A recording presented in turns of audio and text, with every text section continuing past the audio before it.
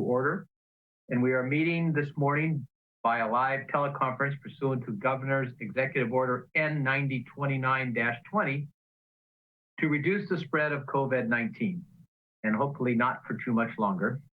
Members of the public have been asked to participate in the meeting by live stream and should have submitted comments in writing to the clerk by 8 a.m. today. Will the meeting clerk please call roll?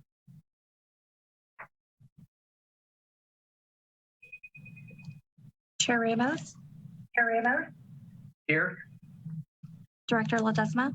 Here. Here. Director Alcala. Here. Okay, thank you. All are present. Thank you. We'll proceed to the agenda.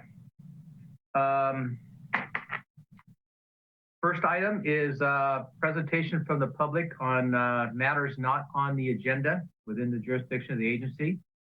Has there been any comments at this point from the public? No, there have been no comments under this item. Okay, thank you. We'll move to item 1B, which is a report out on the closed session. Council Nevis.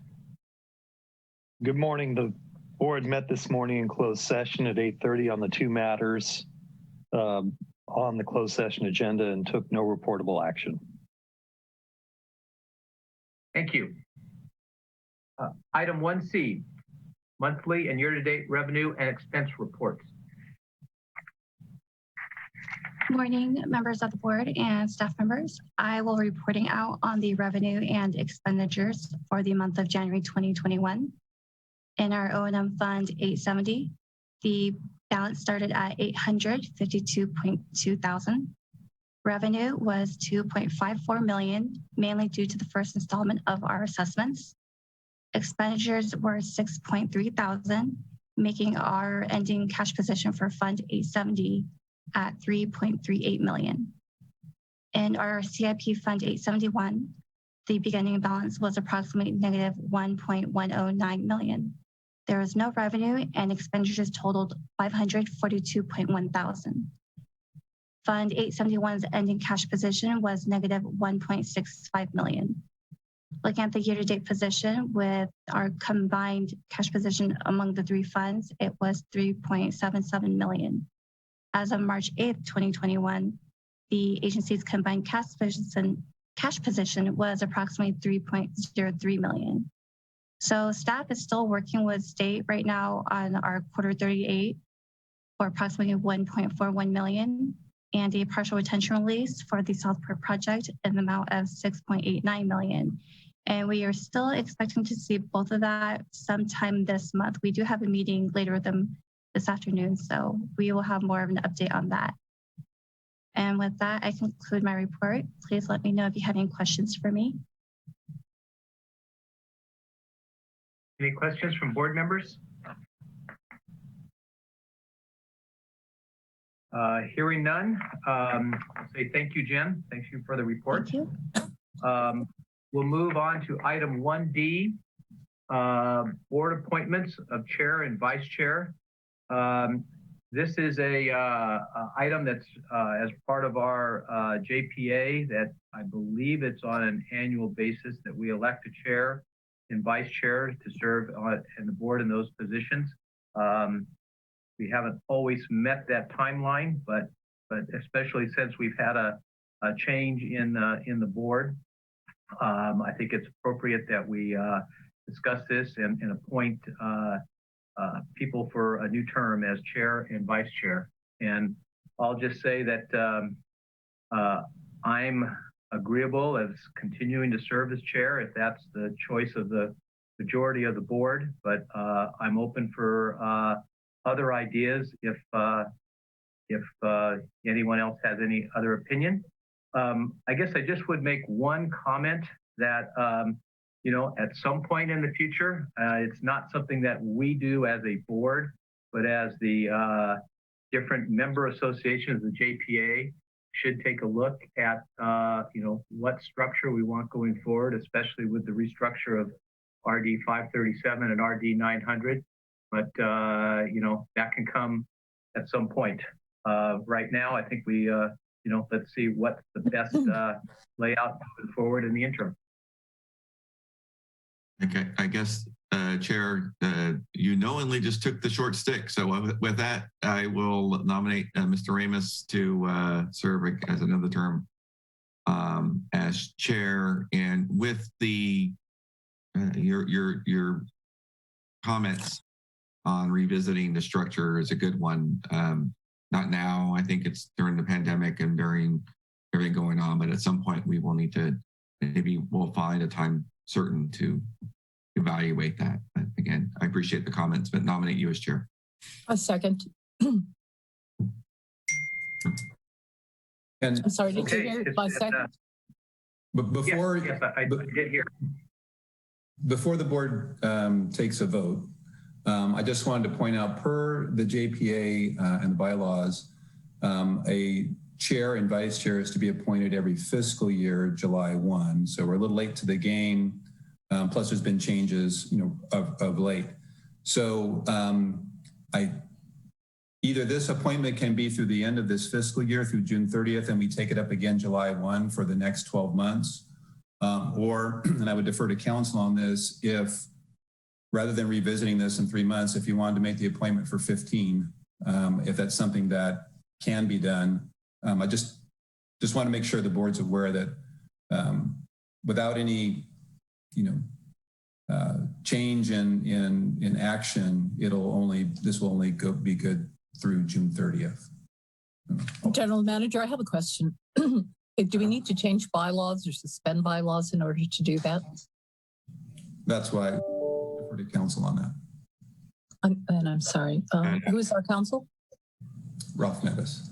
Oh, there you are, Ralph. I'm sorry. I had the screen up. So Good morning. The cleanest thing to do would be to have this appointment date back to the beginning of the current fiscal year. And then we will come back in July, at which point you can make a new decision about appointment of the chair and vice chair. So the minutes should reflect that this appointment is effective at the beginning of the current fiscal year and will expire at the end of this fiscal year. So thank you, Ralph. So with that, appreciate the question, Norma. But I amend my motion to say I nominate Mr. Ramos retroactively as chair through the current fiscal year.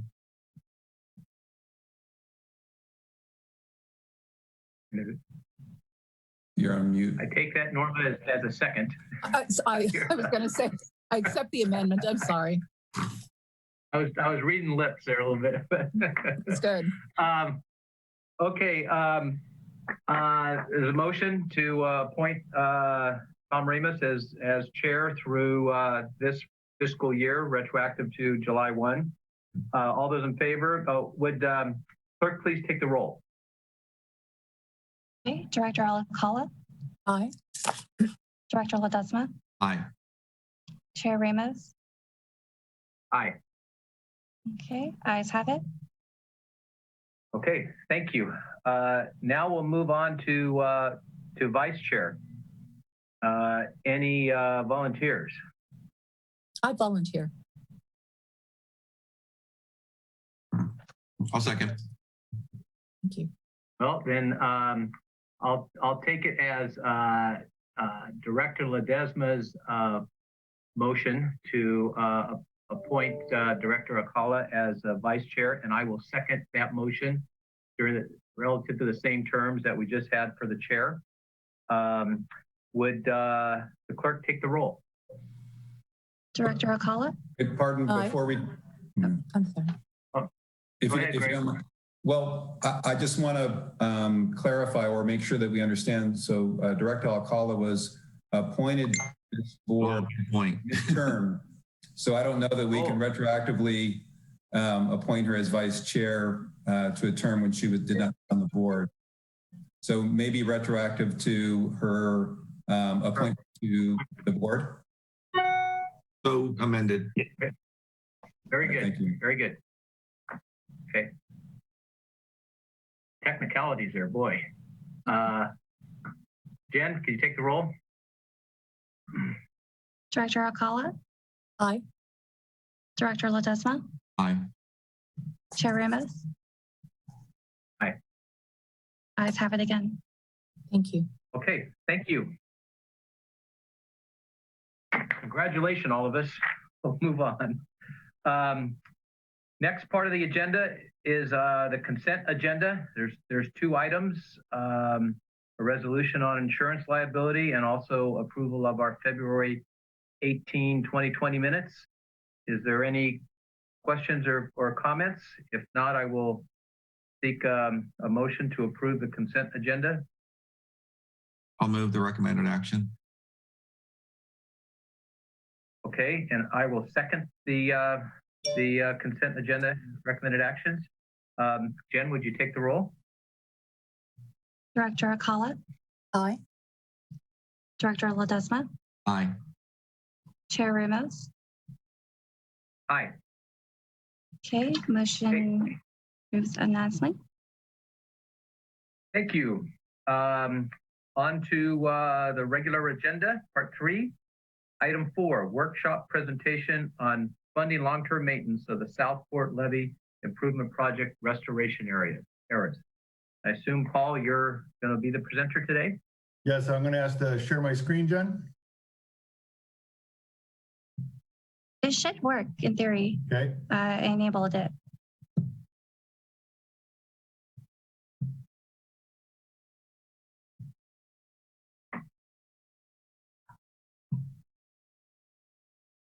How do we look? Look good.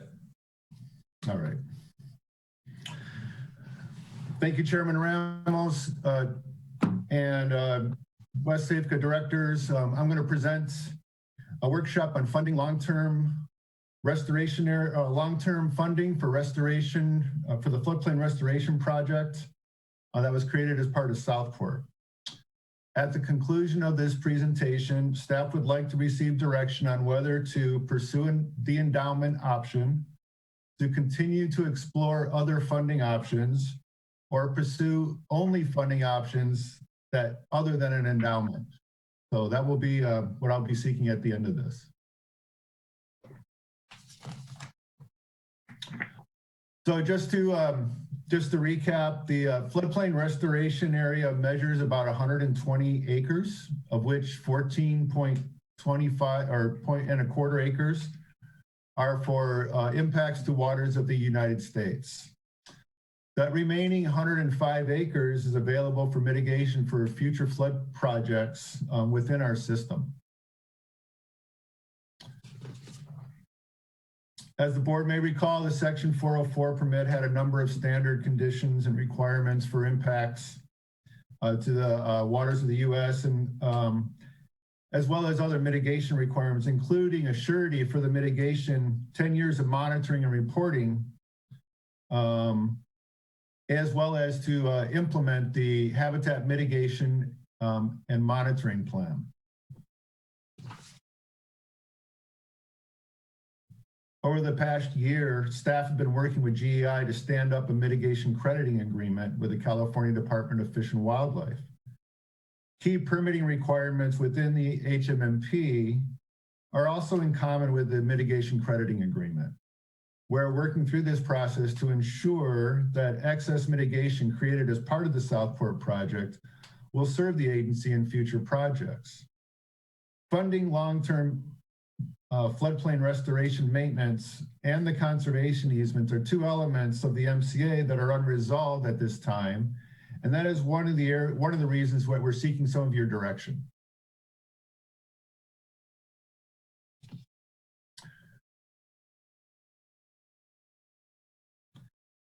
So in a moment, I'm going to share with you an example of an endowment paying maintenance costs over 50 years.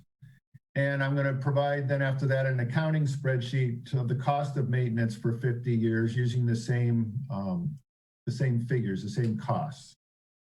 There are significant differences in funding approaches to long-term restoration maintenance. So the endowment requires an upfront investment. It assumes the fund will be managed to achieve investment goals, and it generally also requires a third-party conservation easement steward to ensure that the restoration areas are maintained as habitat.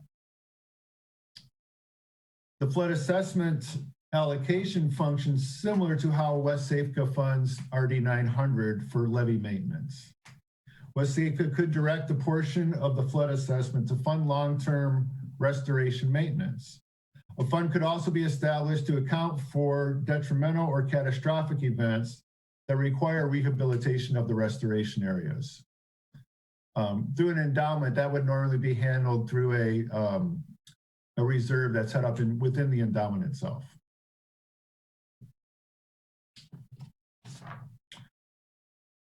So I used an annuity table to provide this example. I used the same capital investment that I talked about in the staff report of $678,000. This assumes an interest rate or a return on that investment of 3% annually. Nothing fancy here, just very straightforward. This all then, in terms of cost, this assumes that the O&M contractor would receive $18,165 in their first year of operation, which in this particular example happens in year 5. We've also associated an inflationary cost to the maintenance of 2.3%. So you can see that the interest rate, while running at 3%, we see an inflationary cost of 2.3%. What's interesting about this is that you see that in balance at year 10, we're at $787,000, still looking really good. However, when we look 40 years after that, we look at a balance at year 50, we're at $253,000. This is all at the very top of this chart. The chart is set up so that you can see years 1 through 5, and then you can see years 10, 20, 30, 40, 50, and then 51 through 55.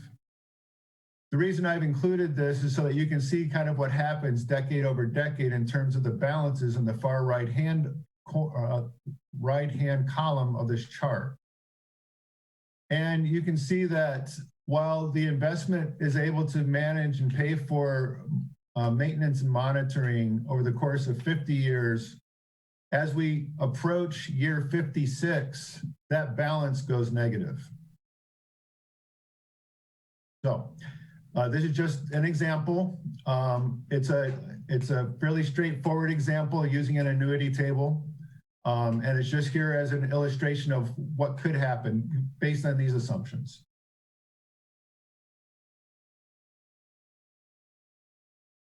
Now, in a budget allocation approach, it's not nearly as complicated. We basically are setting up a contract where we're going to make a payment every year for maintenance, similar to RD 900. We use the same figure in initial payments, $18,165. We used same inflationary cost of 2.3% a year. The table mimics, for the most part, the other table in terms of the time frame. We see that that inflationary cost moves gently between years 1 and 10, if you will, between $18,000 to $20,000. And then we see here by year 50 that it's about $50,000 using that inflationary figure. And then if you wanted to kind of look at this, like what is it costing the agency over that period of time? So you see the cost at year 10 amount to $115,000. And then the cost over 50 years by paying a maintenance budget would be $1.5 million, approximately $1.5 million.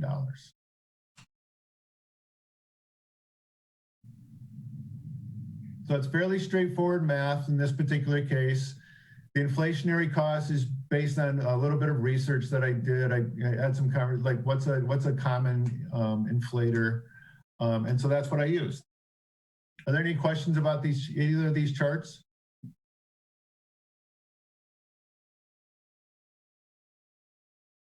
I guess not. Continue on. Thank you. Hey, Paul, I'm sorry, Chair, if I may. Good. Yeah, on the inflationary costs, the Yellow Habitat Conservancy just approved Monday. We looked at development fees, which are automatically triggered for the developer fees to pay into the permitting process. Right. Right. And I think their cost assumption were a little lower than this. And I'm just, again, not that it factored. The inflationary part or the initial, the investment part? The inflationary part. So part of your assumption is 2.3. It seems high compared to what that was. Okay. So again, I know they did some research because that question was asked. And again, I know this is just for kind of explaining how the process works, but it's just something as we look at the cost after 10 years, it could have an impact. So again, I'm just bringing that up because it's a like type of structure as well. And Director Ledesma, do you recall what the inflationary rate was? I want to say it was 1.5, 1.7%. Okay. Mm-hmm.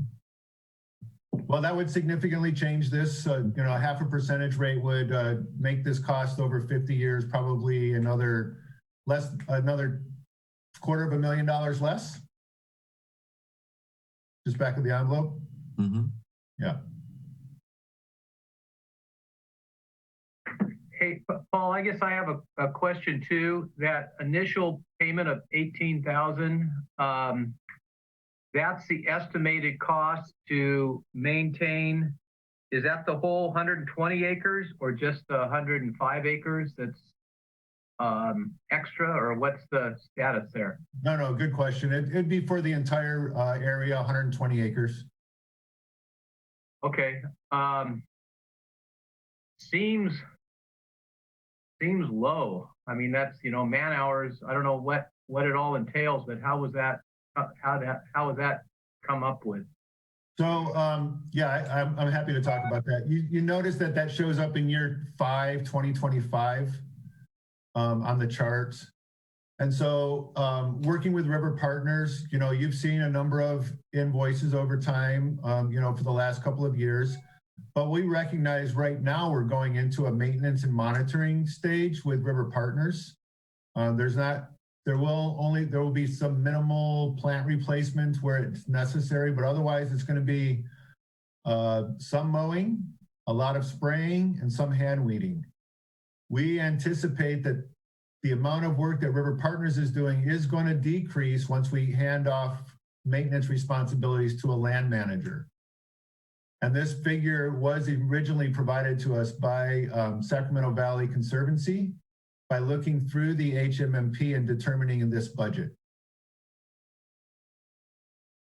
Okay. So you're right, Tom. It may have a higher figure once we actually sign somebody on the dotted line. But I was trying to illustrate kind of the difference between how would an endowment fund this amount and that amount as it grows over time in relationship to or in juxtaposed to what happens when we use the assessment revenue to fund maintenance and monitoring directly. Understood. Does that help? Yeah. Yep.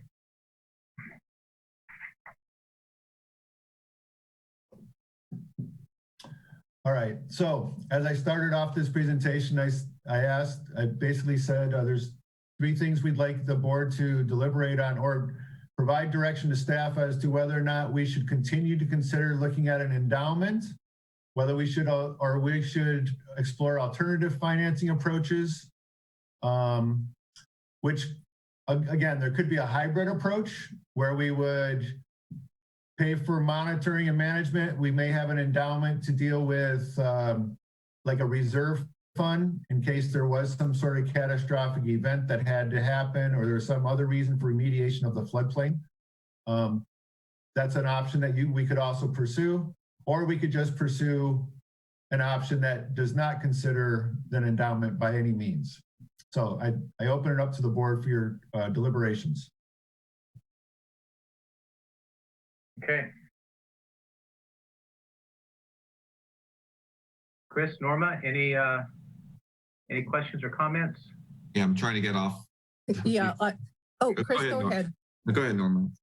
Well, I was just going to say, Norma, go ahead. I'm looking at both of the charts. It just seems like the budget allocation approach seems to be the most practical, probably the less cumbersome, and probably beneficial financially for us to adopt. Chris, you're a banker, so I really want to hear what you have to say, what your perspective is. No, it's go ahead, Paul. You want to respond to that first? I'm sorry, was there a question? No, it wasn't a question. It was just I needed someone to give me a better perspective. I'm saying from what I've heard, it seems like the budget allocation approach seems to be the most fiscally appropriate one for us to give direction on. But I'd like to hear. I actually wanted to hear what Chris had to say because I know he's a banker, and I am. I only play one on TV, and I don't claim that. So. Well, okay. That if someone could just give me what your recommendation would be. I mean, just from what I'm hearing, it seems that seems to be the less cumbersome, as I said. You know, the most fiscally appropriate one for us to consider. But I did want to hear more because we're going to have to give a recommendation. Could you tell us? Is it Paul? Yeah, let me a couple of things just maybe to help out. One is that in the research that I've done, I've looked through the Nature Conservancy, which provided a stewardship calculator and a lot of text on this. I've spoken with CDFW staff. Obviously, we have consultants who work in this arena that I've had conversations with. The endowment continues to be the fallback position of the state agencies, specifically CDFW. It is looked on favorably by the other U.S. Fish and Wildlife Services. So again, it's kind of a fallback position. However, Greg had asked me to look into the idea of a directly funded, using the flood assessment as a direct funded maintenance fund. And in some ways it is very direct. It's a known quantity, more or less, year in and year out. It does not rely on an investment strategy and a group of people making decisions about public funds that's going to have to generate income to pay for the maintenance costs. So in a lot of ways, it's a lot less, the assessment funded maintenance budget would be a lot less cumbersome and more predictable. Okay. Go ahead, Chris. Thank you, Norma. So, Paul, I think I caught that right because that's the way I was thinking about it. But I'm going to restate to make sure I'm clear. The state fed agencies overseeing this process, like the endowment process. Is that what I heard? That's correct. Okay, yeah, I would assume they would because it's sort of they kind of one and done.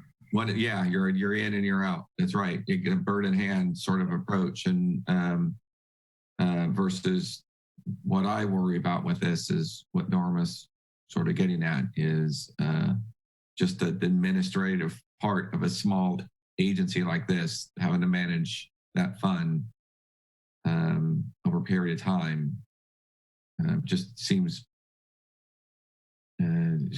like too much for us to kind of take on. So what that's their preference. Is it going to impact if we choose to go that route, or will it impact us how we proceed through this process? Are they just going to give us a stink eye, in other words? Well, that's a good question. I do have a meeting this afternoon, this noon hour today, to bring up this conversation. So your input is vital to me to know how the agency would like to stand it up. I'm happy to go either way as a staffer to this. Now that I've gone through this process, I agree with Director Ocala in the fact that it's much more straightforward to use the flood assessment, period. And it appears to be more efficient in terms of actually spending dollars on their proposed purpose. I mean, I would rather go forward with see pursue that approach so that again, each board ensures going forward that the money is there. And the risk of that is it isn't for some reason, but if it's budgeted for and planned for, yeah, it's much more easier administrative. But I suspect as a board, you know, having been in a couple of meetings with these folks as part of the Yellow Conservancy, and we set up that plan, I know they have a heavy influence on the outcome for that. So if that's what if they're strong indicators that they're going to come back and say, we really, really, really want you to be an endowment or whatever, take that approach, then we'll just need to revisit it. I'd rather be on the budget allocation side. Right. And I have to agree with Director Ledesma. You know, we are a smaller entity.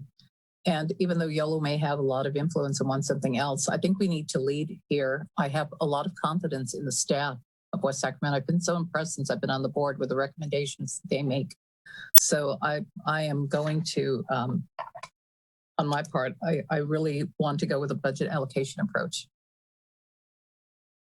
Everything that I've heard, I have that confidence that the recommendation that was made, and that's my vote. Okay. Paul, I got a few questions and then some comments.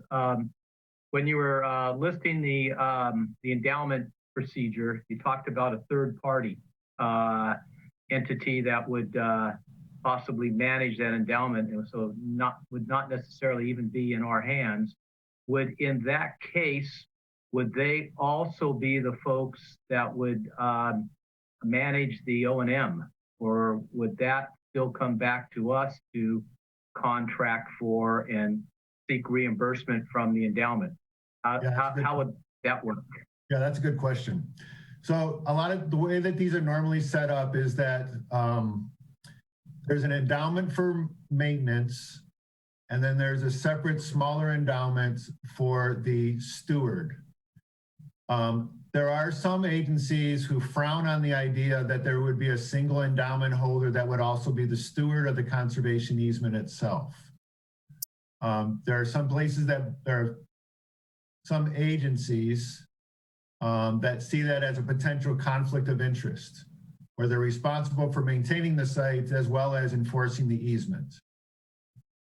Does that make sense? Yeah, yeah. And so a lot of times that easement holder then may also be the fund director to make sure that there's enough money that goes into the land manager, to the maintaining agency, whoever that may be. Okay. Next question. You know, you have a figure of whatever that $700,000 or $800,000 was. We get into this thing 20, 25 years, and for whatever reason, the cost to keep that up is significantly higher. Could we be responsible for additional funding down the road? Yes, potentially. There are some of the conservation easements that I've reviewed allow for the beneficiary of the easement, a la CDFW, to rehook and make sure that the endowment is fully funded to ensure that maintenance can continue. Okay, that's what I thought. I mean, I'm somewhat involved in out there in Natomas with the Natomas HCPs and the Metro Air Park HCPs, and there's always that possibility. That's right. The idea of endowment versus you know, pay as you go term. The reason I think that the services and wildlife are amenable to that is because, you know, many times the people that are paying for the mitigation are private parties, and they want, you know, they don't want to have to come back to them at some point, or they, you know, how can they make sure that things are maintained? So they go the endowment route and they're done. We're kind of in a unique situation here as a agency, in that we're required to stay alive in perpetuity now based on our agreements with the state of California and others. And we have an endowment an assessment that's in place that can continue that way to service our needs and requirements. So in reality, going the route of, paying through the assessment is actually a stronger argument to ensure that we maintain the conservation area than the endowment. And as far as the wildlife agency being wanting to go with the endowment period, that's because that's just kind of the first thing they go with. I think if it's explained correctly, that what we're offering is actually stronger insurances to them, they should be agreeable to it.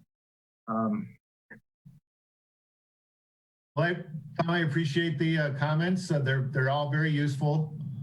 I tend to agree with you in terms of we will be using in terms of using the public agency argument as opposed to a development entity or a land banker who may be in the business of providing mitigation and needing to be able to show a financial stake to its preservation.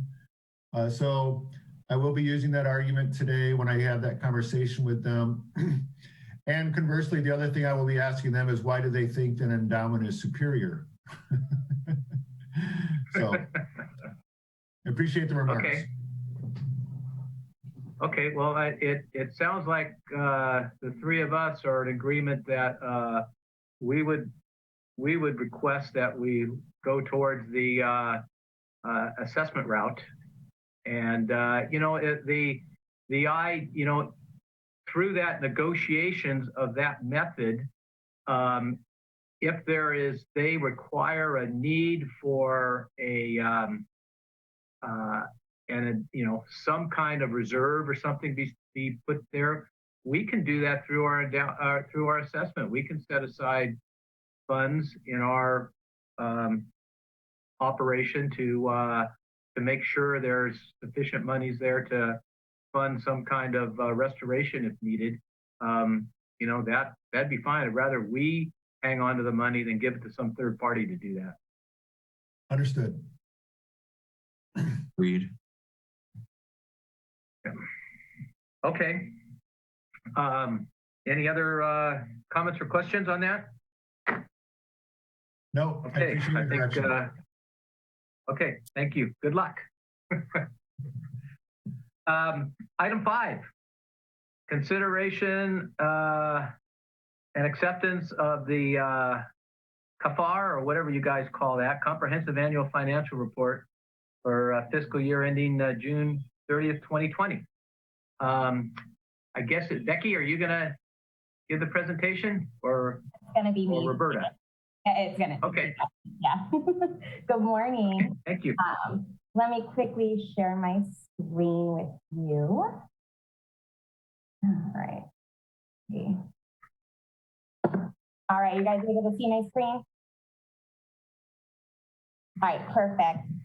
So good morning. I am Becky Robertson, the Finance Manager with the Finance and Technology Department, the City of West Sacramento.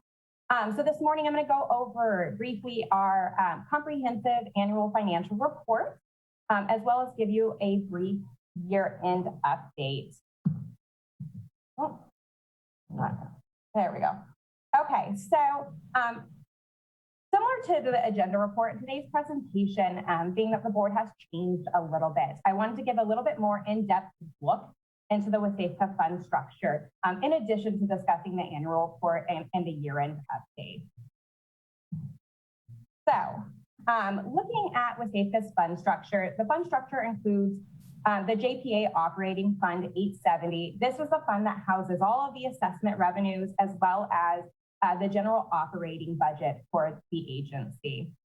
This fund covers debt service payments, distributions to the reclamation districts, contributions to the city for the flood support services, general operation costs, as well as local funding for the capital project. Now, the capital projects are housed in Fund 871. These are funded by the flood assessment revenue that's transferred from the operating Fund 870, as well as outside funding sources like state and federal funding. We also have Fund 257. So this fund holds the advanced funds that we received from the state DWR. We hold on to these funds and they are only transferred to the capital projects fund once we receive on a reimbursement basis, once the state agencies approve our reimbursement. In addition, there are also 3 other funds that aren't listed on this page, and those are debt service funds. So we have 3 debt service funds, 882, 883, and 884. And those are for the 2011, 2015, and 2020 WSAFCA bonds.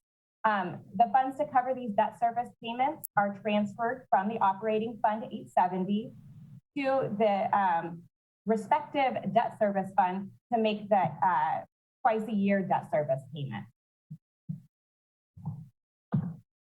All right. So as I mentioned in the last slide, WSAFCA's operating fund makes a contribution to the city to cover the flood support services costs. Those costs include staff and administrative operations costs of the city. Those costs are all housed in the city's Fund 652 for flood support services.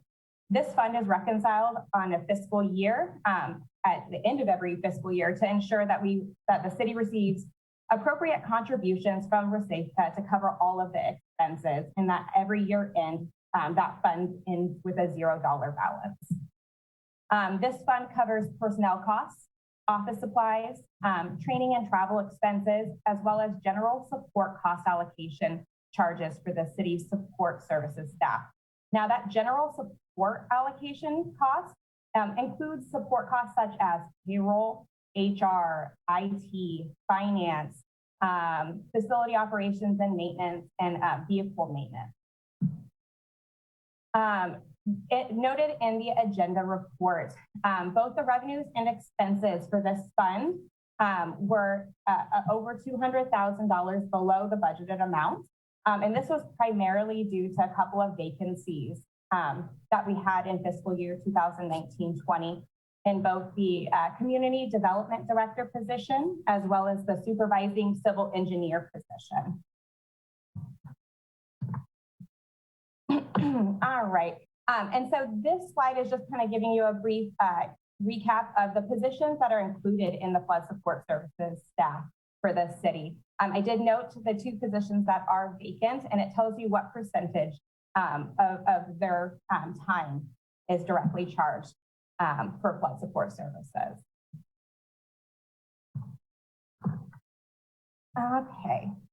So looking at Fund 870, which is the administration and operating budget, this fund the expenses are really broken down into 5 major categories. So the first one is O&M distributions of the assessment revenue to the reclamation districts.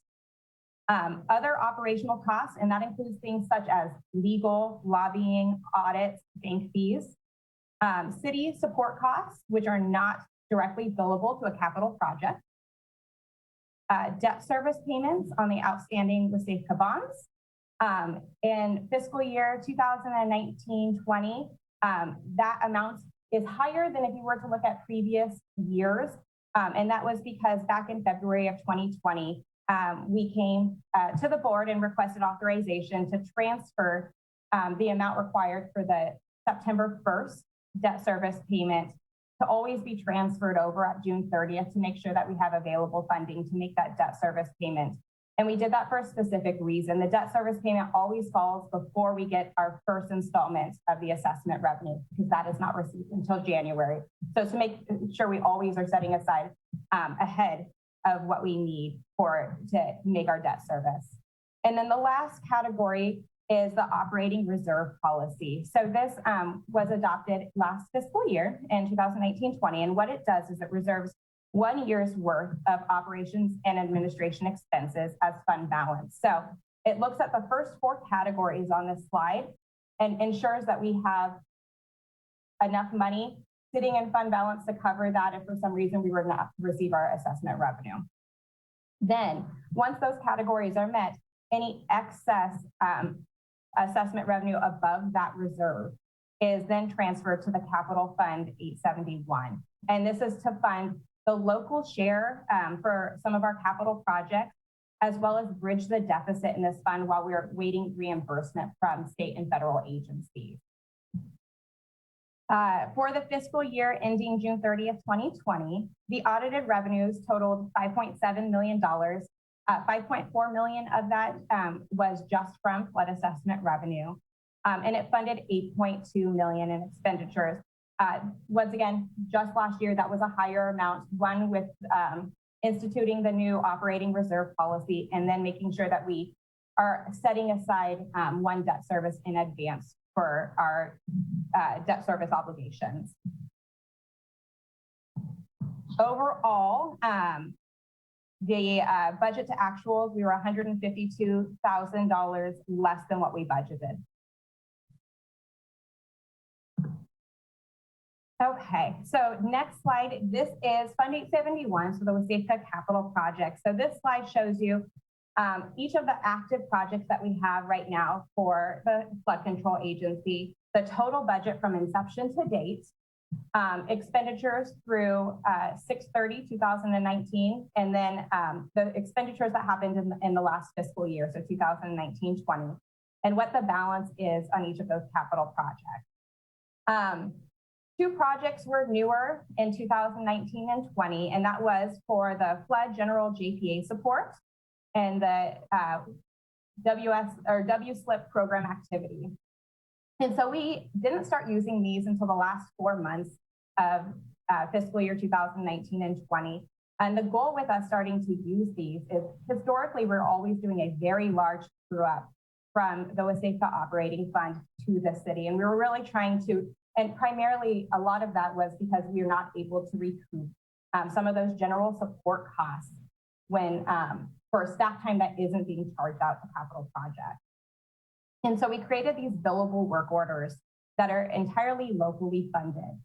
And the goal was, as employees charge their time directly related to these two areas for the general, for time spent for the agency, but not directly related to a capital project, their time also gets charged ICAP, which is the indirect cost allocation plan.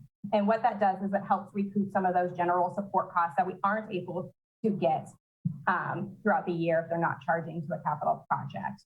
The goal was that we could hopefully eliminate that large year-end true-up in future fiscal years. There was still a little bit of a true-up in this last fiscal year just because we didn't start this until the last 4 months. But looking at the current fiscal year, if we continue to charge out the way that we have been to the capital projects and these billable work orders, I'm actually anticipating that there might be a true-up back to the WSAFCA Operating Fund 870 this year, which was kind of the goal, is to eliminate that true-up and try to get it as spot on as possible. And then you'll notice that because these are negative, we did not approve the budget for these until fiscal year 2020-2021. So they do actually have budget, but it wasn't appropriated until the following fiscal year with the midterm. Okay, so the last page is about our comprehensive annual financial report. So we did finish that in January of this year. We did have one finding this year. So the finding was related to incorrect reporting of our long-term assets and liabilities related to the advanced refunding of the 2011 assessment revenue bonds. So the issue was that the auditors identified incorrect balances related to the defeasance of the prior bonds in the initial reporting of the 2020 assessment revenue bonds. What had happened was these bonds were advanced refunded, which means that the debt service payments that still had to be made prior to the call dates on these bonds are set into escrow.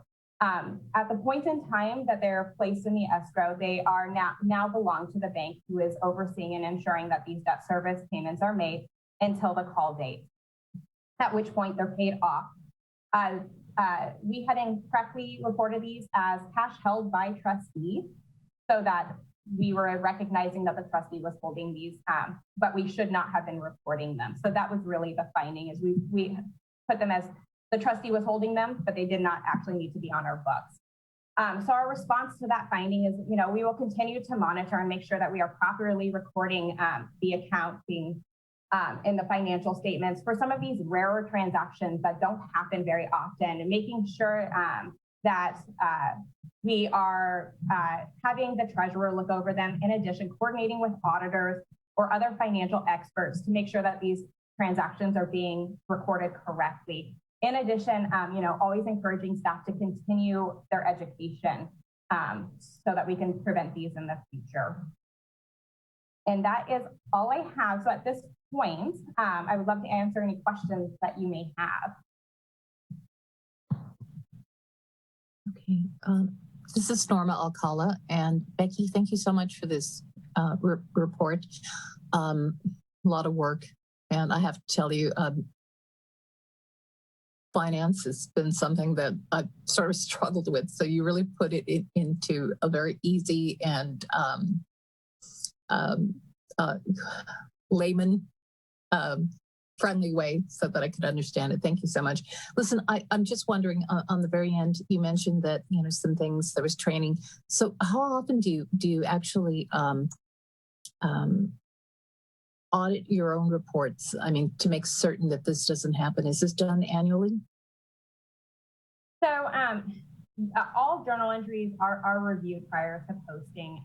This was a little bit of a different transaction for us, as we were refunding prior to the call date, which is not something we had done before. We do also review all of our accounts on a quarterly and annual basis. Mm-hmm. And we encourage staff to go to training. So anytime that one comes up, we have two big ones that happen every year, which is with CFOA and CSMFO. But in addition, they kind of do trainings throughout the year. So we've been really encouraging staff to take advantage of those trainings, especially now that they're so many of them are digital, and we can do from at home or at the office. Thank you. And just real quick, were there any financial consequences as a result of this reporting? No, it is a finding on our CAFR. So we have made the correction for that fiscal year, and that correction was incorporated into the annual report. And then it will appear one more year on our annual report, just as that it has been corrected. Okay, thank you. Those are all my questions. Again, comments? Yeah, thank you. Becky, great job as usual. And you and Roberta just do a fantastic job of kind of keeping up on all of our finances, whether it's on this agency or at the city. So anytime you get a material weakness finding, it's a little concerning, but it sounds like we've been able to, isolate it, correct it, and put it to rest. And there's no systematic sort of issues that you've found with this. It's just something that we had to go correct on this one time. 2011 bonds, right? Correct. Yeah, it was just a one-time occurrence related just to the advance refunding. Okay. And I guess part of, because we just had that previous discussion, I'm not sure you were able to listen to, and you gave the overview of the funds that the agency manages. And I think part of what, from our budgetary management or financial management, as we think about the ongoing O&M, is how would we start thinking about one of the funds there, or creating a new fund as the chair. I think that's what you suggested, Tom. That would be a new sort of wrinkle in what we look forward to next year or the coming years, is we have to budget for O&M on the conservation easements that we would have. So again, it's just something that we would need to think about, and making sure that we account for that and keep it separate from everything else. And I know we're very disciplined in kind of managing these different funds and how we use them, which is the absolute right thing. And this would be a kind of a new one that gives me confidence that we can go forward in that sort of approach that we were just talking about in the previous agenda item. So again, I don't have any comments. It's a great job pulling it all together. This is a multi-million-dollar operation we have going on for all the right reasons. And it's nice to know that we just have the really strong financial backing to hold it up. And we did find something, but we corrected it. That's what we're supposed to do. So thank you. Okay, thanks, Chris. I got similar comments. I guess, first of all, I really appreciate the increased transparency that we've been able to develop over the last couple of years, especially with the issues between the ICAP and whatnot. So thank you very much. I think it shows a lot better now.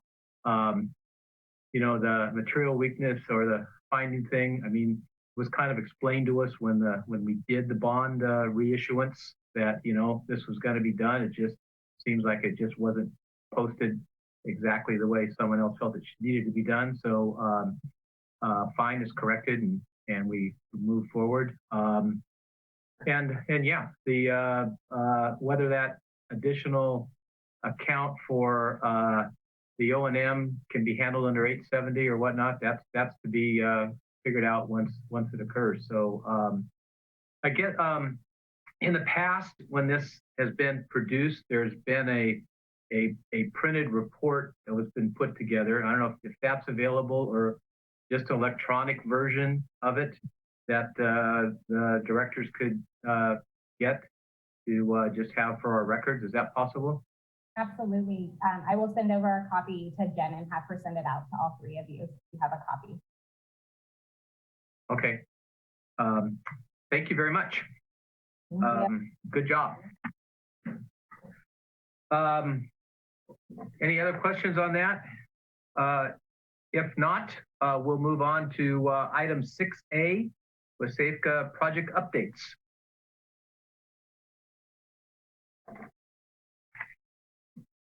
I guess I have to take the initiative. So good morning, Chair and board members. I'll go over just a few of the items contained in the monthly progress report. As I get there.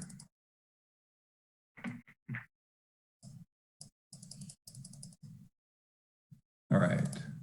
Really, I think, as Jen had mentioned earlier, you know, we're working with the state. We have a meeting today to get them to release the partial retention relief from the Southport project, roughly $7 million. And then also true up of some of the quarter 38 costs, a little over, close to $1.5 million. And that will, both of those amounts, once received, will position us, will put us in a really good position to be able to cost share in the next construction project, Yolo Bypass, planned for next year. So we have some time, but I would rather have that money in hand than continue to work with the state with them promising to deliver. And then other things to note, the federal project, we submitted, our design team, MGE, submitted the final plan set, both to the agency and the Corps and the state, Monday of this week. And it's currently under review. The long pole in the tent has continued to be the addition of the pump station along segment AD, right behind the new city's courtyard. It was a late addition in order to be able to manage those seepage flows from that segment of levee, independent from the city's storm drain system, to make sure that things get managed positively. And so that late addition just kind of caused things to extend. Again, we had the luxury of moving the final delivery date out since we did not get the new start construction this year. So that should be wrapped up in the next couple of weeks. And then at that point, it's the environmental process is really now the proverbial long pole in the tent to get that wrapped up. I think in here we've got April or May maybe May or June. And this really revolves around policies at the core that they're struggling with related to how they move out on these federal projects on the NEPA side of things. You know, there's different requirements under NEPA than there are under CEQA. Oftentimes we try to do joint documents on these projects. For example, the GRR, which the environmental document for the GRR, which covered all of the reaches for the WSAC project, was a joint document. As we now move into individual project elements and we're doing updates to the environmental, the NEPA side of things doesn't necessarily have to change much. The CEQA side of things is usually a lot more detailed. And then sort of different project descriptions in each of these documents. And the Corps is struggling with whether that dichotomy in project descriptions can live in one document. We're kind of, they're going through this real time across the river with project delays, unfortunately, for SAFCA. But they're working through that process. We're going to learn from what their decisions are and then move ours to the finish line. Again, hopefully May or June of this year. We have a little bit of cushion, like I said, since we're not going to construction until next year. As far as the overall project and the economic update, still waiting for the district staff to complete their economic update and issue that new BCR. So it's something that I discuss with our project manager weekly, it seems, and the date keeps getting pushed out. I have not raised this to core leadership, but it's getting to the point where I may. All right, so that's federal project. Now on to federal budget advocacy. We are now in the process of gearing up towards the FY22 appropriations funding process. The House Appropriations Subcommittee for Energy and Water, where core funding resides for our project. Directions went out to the members on how to submit their language and or projects. Earmarks are back now for the first time in quite a while. They're called community project funding requests is the new term. Right now, this earmark or community project funding is only in the House, not in the Senate. And so we're working with our Congresswoman Matsui to get our requests in. She's already aware of it. Staff is already aware of it, but we'll make sure that whatever, additional language related to these community projects, funding requests are provided. And those will be, I think we're on target for providing those to the Congresswoman end of this month. And they will have some time to put all those things together and submit. I think they're looking at late May before those are actually submitted to the Appropriations Subcommittee. We want to give time for the President's budget to come out because depending on what's in the President's budget could change what the members request in the Appropriations Bill. Well, let's see. Greg, when's the President's budget expected? Well, that's the $1 billion question. So it's $6 billion. Right? Yeah, I think we're looking at next, sometime in April. I think they were looking at this month. I think that's now slipped to April. For the Energy and Water Subcommittee and Appropriations Bill, excuse me for just 1 second.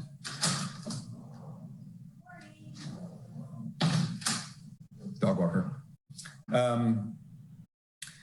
There's only 4 accounts that are going to be allowed to submit requests for earmarks, and it's for the core, and that's investigations, construction, which I've bold and italicized in our report, which is what we're looking for, and then the Mississippi River and tributaries, and then operations and maintenance.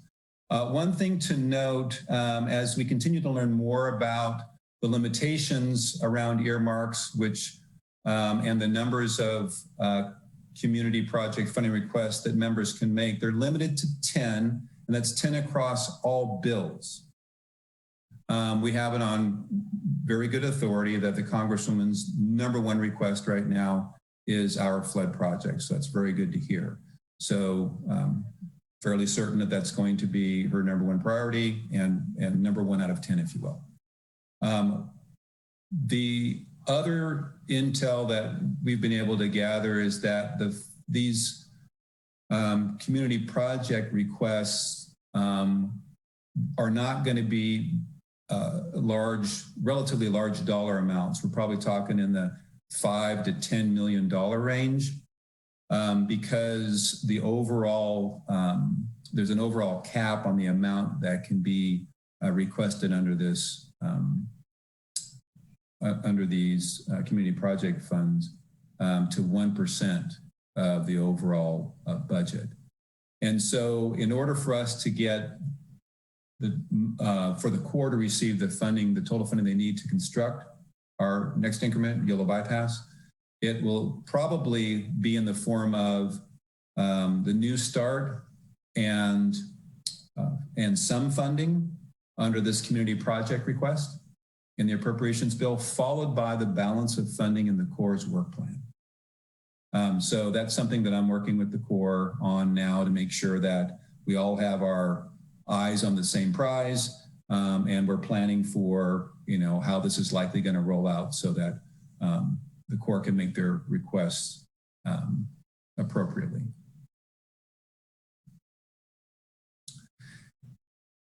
And then I have a little section about this.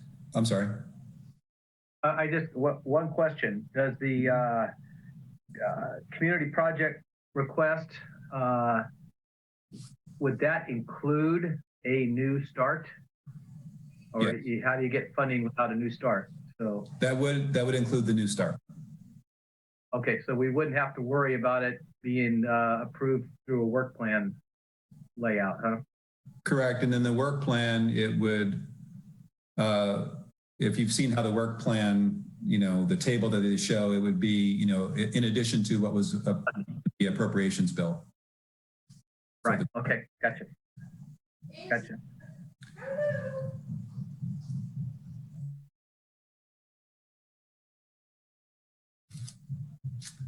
All right. And then so opportunities for funding. There's still a remote possibility that we may see something for the WSAC project in the president's budget. Slim, but there is a chance. So I'll keep my little fingers crossed for that one. And then what we had been hearing regarding an economic recovery / stimulus bill, which would contain core civil works funding. We initially heard that might come mid-year in the July timeframe. And so between timing of this versus timing of the normal appropriations bill process in the September-October timeframe, there was a chance that this could land first, which could also be an opportunity for our project to be named New Start and funded. But that is now, the intel is that it's going to be more like October before that happens. And I just had a email roll across my desk this morning where Congressman Matsui, and I forget who the other member of Congress is, they've sent out a request to other congressional members to join a letter to the Biden administration requesting significant funding for the Corps to clear the backlog of projects, somewhere in the tune of $50 to $90 billion be included in that stimulus package. So there's definitely an effort underway to provide significant funding to the Corps. And I will say that the stimulus bill is the most, provides the best opportunity for us to receive significant funding, up to and including full Corps funding for our project, which is roughly $650 million for the Corps. So whether that happens before the appropriations bill and then the work plan and whatever else has to be adjusted because we've received a new start in funding, or whether it happens after the appropriations process and work plan and then additional funding can be provided. That's really the big payday, the big opportunity to get funds, which allows for us to take advantage of core credit for the Southport project. So we're really going to be pushing, not only for the new start in the appropriations bill, but whatever we can get up to full core funding in the economic recovery and stimulus bill. So I'm going to pause there and allow for some questions regarding that if you have any.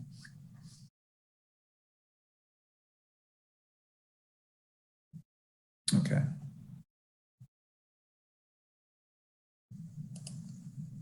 Oops.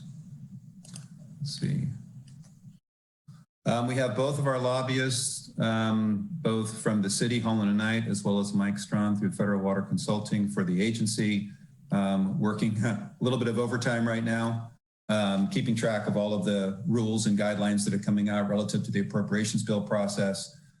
So I'm getting information from both of them, keeping us updated on where things are at, deadlines for submission of funding requests for bills, both on the House side and the Senate side. So all that's proceeding as per usual.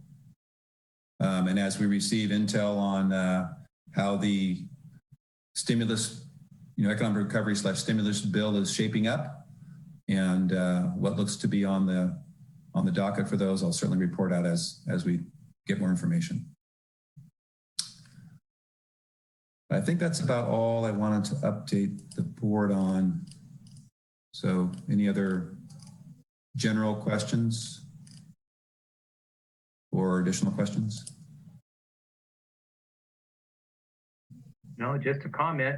I mean, we're staying on top of it as best we can, and have all angles working hard on it. We had the opportunity through our lobbyists or whatever to sit down with Senator Padilla and talk to him concerning flood issues? Not yet. That's one thing that the lobbyists are trying to get a hold of staff and trying to get those introductions set up. And also Senator Padilla has yet to release their funding request guidelines.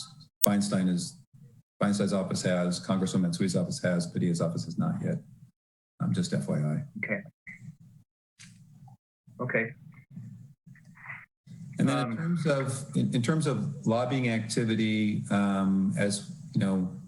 as we gear up towards these funding deadlines and bill deadlines and those types of things, there may be opportunities either virtually or certainly virtually, but maybe even in person, depending on how things continue to go relative to the vaccine and COVID and stuff. So we're continuing to have discussions about meetings with appropriate congressional representatives as well as appropriations committee staff and so forth as we move towards the fall.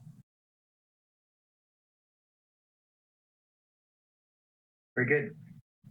Thank you, Greg. Thanks, Greg. Next item is director's comments. Anyone have anything they want to add? Okay. Longer than usual meeting, but we covered a lot of ground, and thank you all for participating, especially the staff. Good presentation on the mitigation stuff and the financials. So thank you very much. So with that, I will adjourn. Before we adjourn, back at the January meeting, we were maybe discussing a possible time change for the meeting.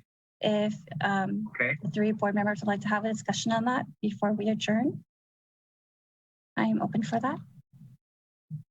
I'm okay with this time. I'm fine. I think as my conflict was SACOG, which I'm an alternate for, but if, but again, unless the mayor can't make that meeting, then I'm fine. So. Okay, well, I'm happy with this too. Kind of having it early, gives us the rest of the day to cover things. So as long as, I know there was the two of you are on the council and sometimes those go late on the night before, but if you're comfortable with it, we'll keep it as is. But, we can always discuss it if need be. So, okay. Meeting is adjourned. Thank you all. Thank you. Thanks, everybody. Thank you.